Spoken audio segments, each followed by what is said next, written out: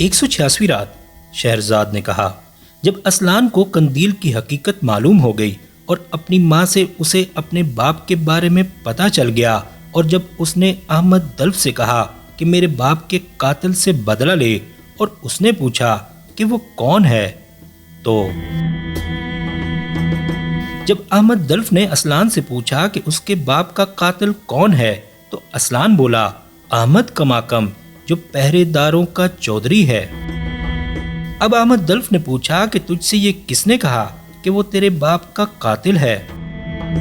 اس نے جواب دیا کہ میں نے وہ ہیرے کی قندیل اس کے پاس دیکھی ہے جو خلیفہ کے سامان میں سے کھو گئی تھی۔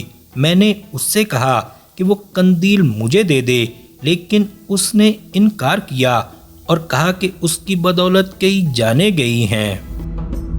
اور جب میں نے اس سے پوچھا کہ اس کی وجہ سے کس کی جان گئی اور کیسے، تو اس نے مجھ سے بیان کیا کہ اس کی وجہ سے ایک شخص کی جان گئی جو 60 سرداروں کا سپہ سالار تھا، جس کا نام علاء الدین ابو شامات تھا، اور پھر اس نے سارا قصہ بیان کر دیا جو اس کے اور احمد کماکم کے درمیان پیش آیا تھا۔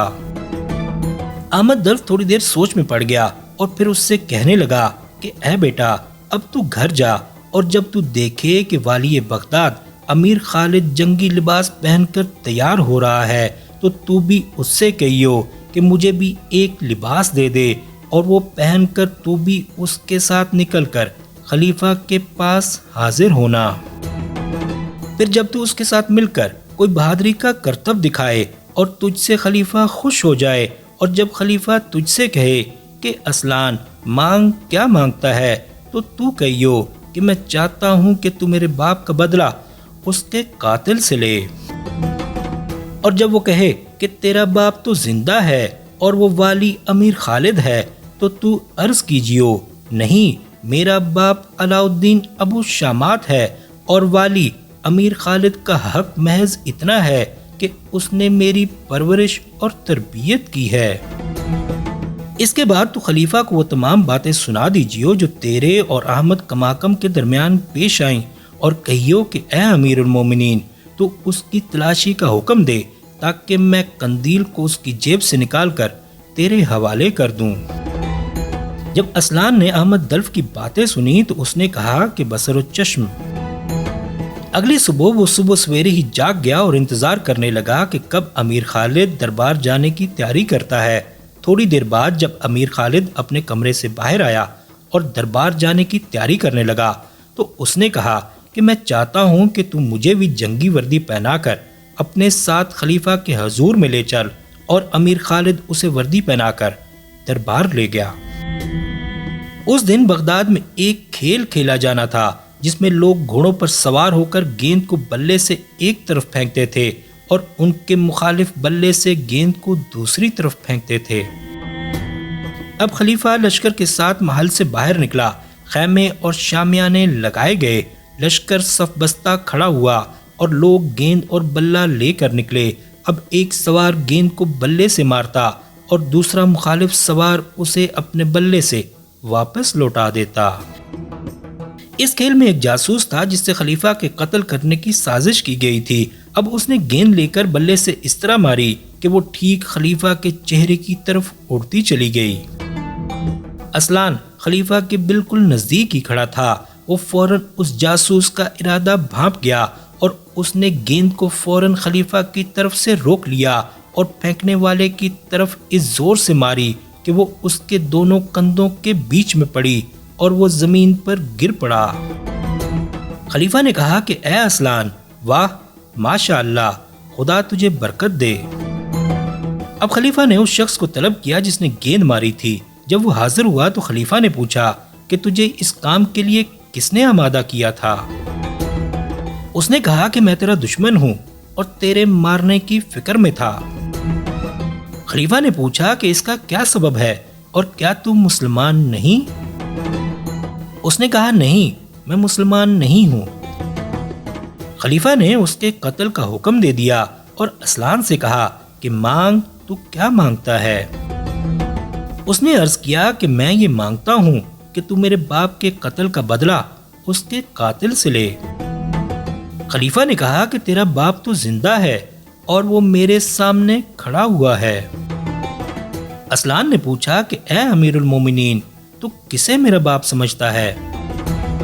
خلیفہ بولا، والی بغداد امیر خالد کو۔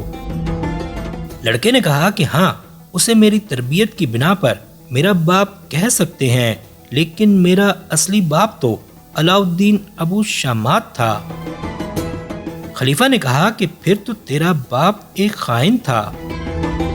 اس نے جواب دیا کہ اے امیر المومنین، کیا کہیں ایسا ہوا ہے کہ ایک شخص امین ہو اور وہ خائن بھی ہو؟ آخر اس نے تیری کیا خیانت کی تھی؟ خلیفہ نے کہا کہ اے بیٹا، تیرے باپ نے میری پوشاک اور اس کے ساتھ جتنی چیزیں تھیں چرائی تھیں۔